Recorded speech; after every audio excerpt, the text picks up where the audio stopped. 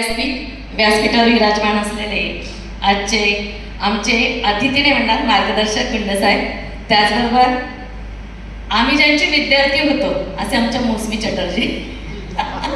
कारण जेव्हा त्यांना बघितलं ना, रिमझिम गिरे सावंत आठवलं मला, ब्युटी विथ ब्रेन. आणि रुपाली मॅडमला बघितल्यावर असं वाटलं, सर अरे बापरे हे काय शिकवणार आहे, किती लहान आहे. असं आम्हाला कुठेतरी वाटलं की आपण अनुभवाने, कारण इथे सगळे 20 वर्षाच्या पुढे काहींच्या नोकऱ्या झालेल्या आहेत, काही 10-10 वर्षाच्या पुढे.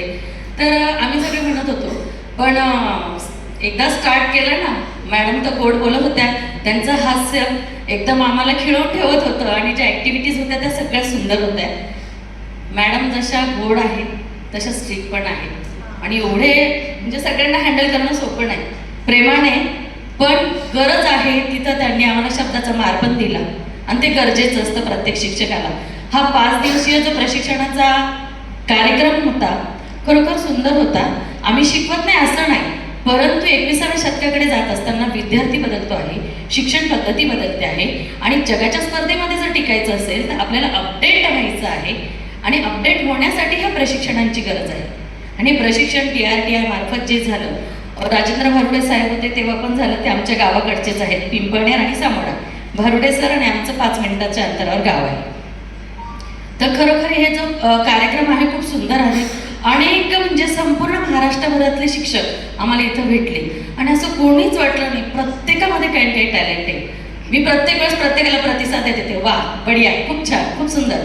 कारण सगळ्यांकडून घेण्यासारखं होतं. मी खूप काही घेऊन जाते मॅडम इथून या प्रशिक्षणामधून. फक्त एक की प्रत्येकाचा आमचा परिचय झाला नाही.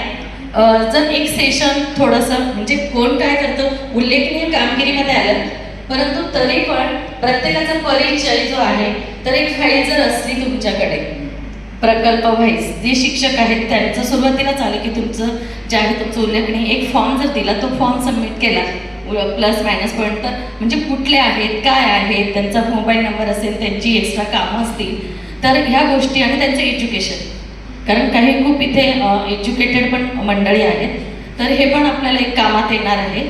आणि दुसरी गोष्ट म्हणजे हे 5 दिवसामध्ये स्टीम असेल, वार्क असेल, फोकस स्टेशन असेल, ह्याच्या छोट्या छोट्या गोष्टी नाही मॅडम, पण ह्यांचं परिवर्तन खूप मोठं होणार आहे विद्यार्थ्यांमध्ये, खूप मोठं. सांगायला आहे की 30 सेकंदाचा व्हिडिओ कमी वेळामध्ये आपण किती जास्त मुलांपर्यंत पोहोचतो याच्यासाठी आपल्याला फार मेहनत घ्यावी लागणार आहे. आपण बोलतो 1-1 तास, 2-2 तास, परंतु त्याच्यामध्ये मोजकंच 5 ते 10 मिनिटाचं महत्त्वाचं असतं. आपण म्हणजे पॉईंटवरच बोललं पाहिजे किंवा त्या पॉईंटशीच रिलेटेड पाहिजे. भारोडवरती सांगण्यापेक्षा जसं काही कन्सेप्ट होतं मॅडम, जसं त्याचं सूर्याचं झालं असेल की सूर्य आपण दिवस रात्र होते, सूर्य पूर्वेकडे मावळतो वगैरे, अशा बऱ्याचशा गैरसमज होते, ते आमचे दूर झाले. सगळे ॲक्टिव्ह पार्टिसिपेट होते या ठिकाणी. आणि फक्त सर एक म्हणजे विनंती आहे, सजेशन की विभागानुसार असलं तर बरं पडतं, कारण आमचं महिलांची खूप तारांबळ होते. आम्ही जे आलो आता आम्ही जर उशिरा निघालो तर आम्हाला धुळ्याला पोहोचायला 1-2 वाजू शकतात रात्रीचे आणि प्रवास असतो, कारण प्रत्येक वेळेस फॅमिली नाही येऊ शकत. तर ह्या पण काही अडचणी आहेत. जर नेक्स्ट टाइम असेल तर थोडंसं हा जो 1:30 वाजेचा 3 वाजेचा वेळ आहे, जर सकाळचं सेशन असं घेऊन घेतलं लागोपाठ 2 दिवस तर आम्हाला लवकर जाता येईल, कारण प्रवासामध्ये बाकीच्या गोष्टींची पण आम्हाला जबाबदारी घ्यावी लागते. हे पण एक आहे.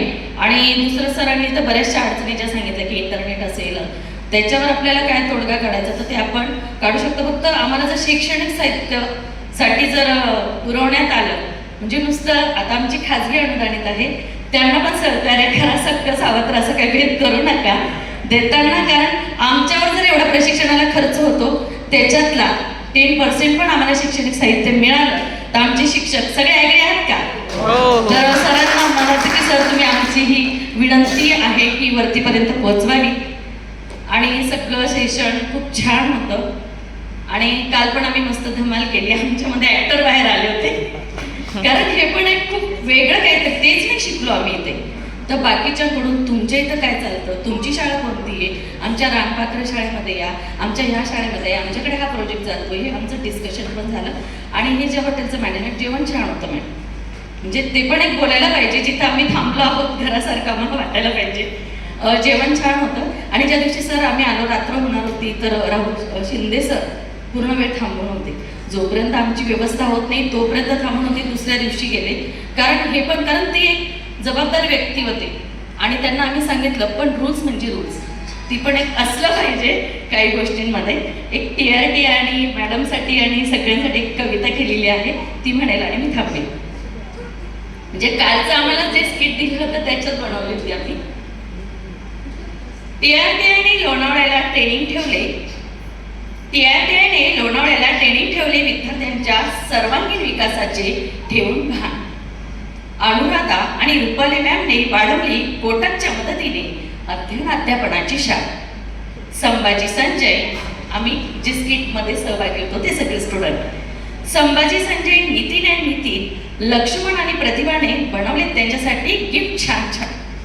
संभाजी संजयने दिली मॅडमला दोघंही चित्राची BMW कार.